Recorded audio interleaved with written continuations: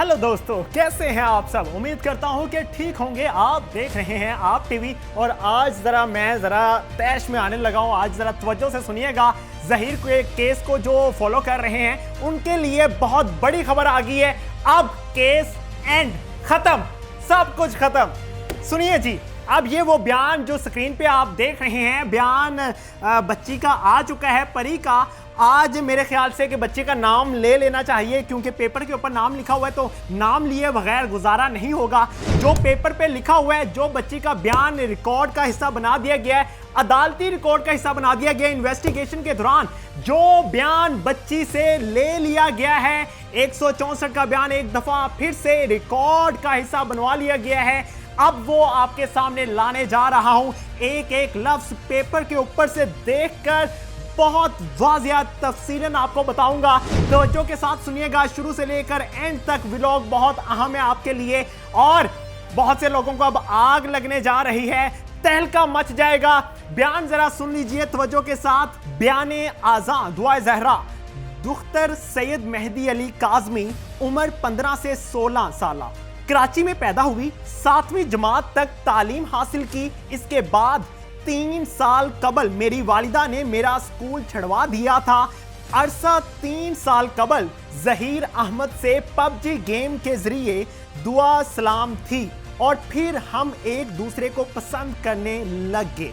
मेरी वालिदा को जब इल्म हुआ तो उसने मुझे मना किया, लेकिन मैंने अपनी अम्मी से कहा कि मैं इससे शादी करना चाहती हूँ और हम एक दूसरे को पसंद करते हैं। लेकिन मेरे वालिदैन राजी ना थे और मेरे से मेरा टैबलेट ले लिया जिससे मैं ज़हीर से राब्ता करती थी।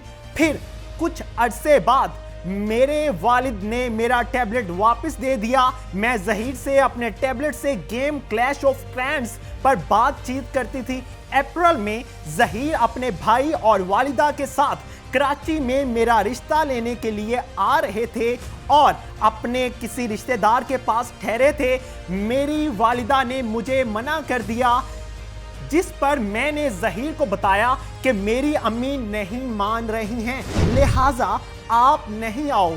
इस वजह से ये मेरे घर नहीं आए थे और वापस चले गए थे। मेरे वालिदैन ने मेरे ऊपर सख्ती करना शुरू कर दी। वो मेरी शादी ज़ैनुल आबिदीन से कराना चाहते थे, लेकिन मैं राज़ी नहीं थी। मेरे वालिदैन ने ज़ैनुल आबिदीन को कराची अपने घर में रुकने के लिए बुलाया और वो कराची हमारे घर में आकर रहने लगा, जो अक्सर मुझे छेड़ता था, लेकिन मैं उसको अच्छा नहीं समझती थी। मेरे वालिदैन मेरे साथ सख्ती किया करते थे और कभी कभार मारपीट भी किया करते थे। फिर मोरखा 16/4/2022 को दिन करीब 10:30-11 बजे मुझे मेरे वालिदैन ने घर का कचरा फेंकने के लिए भेजा, तो मैंने घर में अपना टैबलेट घर से छुपाकर अपने घर से साथ लेकर निकली और वहां से रिक्शे में बैठकर बसों के अड्डे तक पहुंची और वहां से किराए की कार में सवार होकर पंजाब यूनिवर्सिटी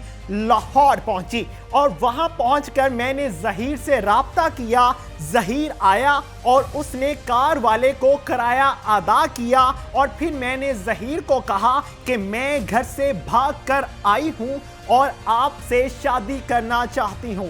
जिसके बाद ज़हीर मुझे एक वकील के दफ्तर ले गया। वकील का नाम राय खुरम था। वहां मुझे वकील के दफ्तर में बिठाया गया और वकील के दफ्तर में हमारा निकाह हुआ। मैं अपनी मर्जी और रजामंदी से घर कराची से अपने वालिदैन को बगैर बतलाए सुबह पंजाब लाहौर जाकर अपनी पसंद और मर्जी से ज़हीर अहमद से निकाह किया। मुझे किसी ने अगवा नहीं किया। मेरी तारीख़ पैदाइश 2006 है। मेरे वालिदैन ने मेरी तारीख़ पैदाइश 2008 लिखवा रखी है। मेरे वालिद ने मेरे अगवा का मुकदमा थाना अल-फलाह कराची में दर्ज करवाया और पुलिस हमें तलाश करने लगी। मुझे टीवी मीडिया से मालूम पड़ा तो ज़हीर ने अपने वकील को बताया, तो वकील राय खुरम ने कहा कि आप पुलिस के हाथ नहीं आना, आप छुप जाओ, और हमें सिंध पुलिस का बोलकर डराया गया। उसके बाद ये होता है जिसकी वजह से मैं और ज़हीर पुलिस के खौफ से छुपते रहे। आखिरकार पंजाब पुलिस और कराची पुलिस ने चिश्तियां बहावलनगर सूबा पंजाब से मुझे बरामद किया और कराची लाकर मुझे अदालत सिंध हाई कोर्ट कराची में पेश किया गया। अदालत के पूछने पर मैंने बताया कि मैं अपनी मर्जी से घर से गई हूं और अपनी मर्जी से जहीर के साथ शादी की है, किसी ने मुझे अगवा नहीं किया। मेरे वालिद ने अदालत को बताया कि मेरी उम्र 16 से 17 साल है। अदालत ने मुझे मेरे शौहर के साथ जाने की इजाजत दे दी और मैं अपने शौहर के साथ पंजाब चली गई और हम हंसी खुशी जिंदगी बसर करना शुरू हो गए। मैंने दोबारा सुप्रीम कोर्ट में दरख्वास्त दे दी और फिर सिंध कराची पुलिस मुझे और मेरे शौहर जहीर को लेने पंजाब आई। जहीर अहमद ने कहा कि मैं कराची जाकर अपनी जमानत कराता हूं और अदालत में पेश होकर इस मामले को देखता हूं। इस वक्त मुझे लाहौर दारुल उलूम में दाखिल कराने का फैसला किया गया और मेरे वकील ने दाता दरबार थाना के इलाका मजिस्ट्रेट की अदालत में दी और दरख्वास्त दी और मैं लाहौर दारुल उलूम में दाखिल हो गई। फिर मोरखा 23/7/2022 को कराची पुलिस के इंस्पेक्टर मोहम्मद अली पुलिस अदालत के हुक्म से मुझे लाहौर दारुल उलूम से कराची लेकर आई। इस दारुल उलूम शेल्टर होम में मोरखा 24/7/2022 को कराची पहुंचकर दाखिल कराया गया। मैं अपनी मर्जी और रजामंदी से जहीर अहमद वल्द मुनीर अहमद से पंजाब में निकाह किया है और निकाह करने के बाद पंजाब लाहौर हाई कोर्ट और इलाका मजिस्ट्रेट साहब के पास भी पेश हुई और अपना बयान कलमबंद करवाया। इससे कबल भी मैंने पुलिस को और अदालत को यही बयान रिकॉर्ड कराया था और ये एंड पे आप अगर सिग्नेचर देखें तो डीएसपी सैयद अहमद साहब के सिग्नेचर भी हो चुके हैं। ये जो बयान है दुआ जहरा का, ये जो परी का बयान है, ये अब अदालत का अदालती रिकॉर्ड का हिस्सा बन चुका है। और इसके बाद जब हमने कानूनी माहिरीन से बातचीत की, उनसे जानने की कोशिश की कि इस बयान के बाद क्या केस की और भी आगे कार्रवाई हो पाएगी, पेशरफ्त होगी केस में, उन्होंने कहा कि केस अब ख़त्म हो गया, जड़ से ही ख़त्म हो गया, क्योंकि एक बार लड़की पहले 164 का बयान अपना रिकॉर्ड करवा चुकी है, एक बार दोबारा से बच्ची ने जहीर के हक में बयान दे दिया है और कहा है कि मैं अपनी मर्जी से लाहौर आई, लाहौर आकर मैंने अपनी मर्जी से निकाह किया जहीर के साथ। मुझे मेरे वालिदैन टॉर्चर किया करते थे, तशद्दुद का निशाना बनाया करते थे, मुझ पर सख्ती किया करते थे। मैं अपनी रजामंदी से जहीर के साथ निकाह कर चुकी हूँ। मुझे ज़बरदस्ती दारुल उलूम में भी रखा जा रहा है और मुझे ज़बरदस्ती जुदा किया जा रहा है जहीर से। इससे साबित ये हुआ कि जितना प्रोपोगेंडा किया गया जहीर के खिलाफ, जितना प्रोपोगेंडा किया गया परी के खिलाफ, वो सब झूठा था, उसकी बुनियाद बिल्कुल भी नहीं थी। झूठे लोगों ने झूठी खबरें फैलाई, झूठा प्रोपोगेंडा बनाया गया कि बच्ची को जिस्म फरोशी के अड्डों पे बेचना था, झूठा प्रोपोगेंडा बनाया गया कि बच्ची को इंजेक्शन लगाए जाते थे, झूठा प्रोपोगेंडा बनाया गया कि बच्ची को अगवा करने का मकसद सिर्फ और सिर्फ ज़िना करना था। ये वो झूठे प्रोपोगेंडों में शामिल था।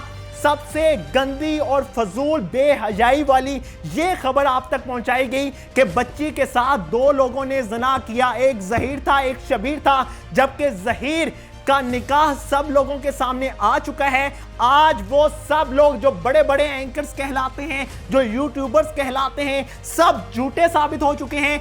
आज इस बयान ने ये साबित कर दिया है, जब ये बयान अदालत में अदालती जो कार्रवाई होगी उसमें जब नेक्स्ट जो भी अब पेशरफ्त होगी उसमें इंशाल्लाह फैसला यही आएगा कि जहीर लाहौर वापस जाए अपनी अहलिया के साथ। अहलिया जहां जाना चाहती है जा सकती है। जिस तरह से पहले सिंध हाई कोर्ट ने यह फैसला सुनाया था कि जो जहीर की बीवी है वो कोई जानवर नहीं है, गाय भैंस नहीं है, बकरी नहीं है, वो किसी के साथ भी जाना चाहती है तो जा सकती है।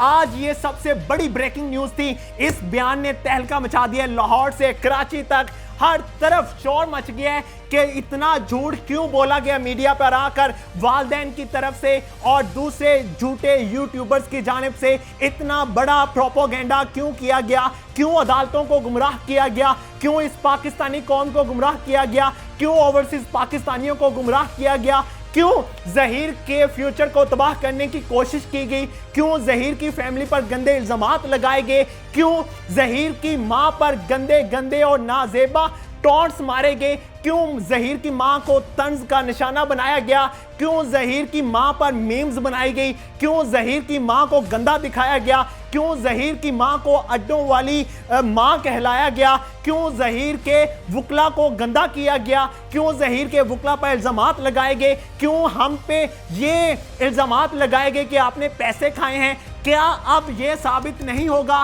कि जो लोग कराची में झूठा प्रोपेगेंडा कर रहे थे वो लोग एक बहुत बड़ा गैंग है और इस पाकिस्तान को गुमराह करना चाहते हैं, इस पाकिस्तान को तोड़ना चाहते हैं। मैं एजेंसियों से अपील करता हूं कि एजेंसियां इस पे एक्शन ले, हमारे वो अदारे जो कानून नाफिज करने वाले अदारे वो इस पे एक्शन ले जिन लोगों ने तकरीबन 4 से 5 माह तक इस पूरी कौम को गुमराह किया, उनको पकड़े, जेलों में डालें और उनको निशाने इबरत बनाएं। पता चले कि आज के बाद अगर किसी बच्ची या बच्चे का फ्यूचर खराब करने की कोशिश की गई तो उसको सजा मिलेगी। इसी के साथ इजाजत चाहूंगा। अल्लाह निगहबान।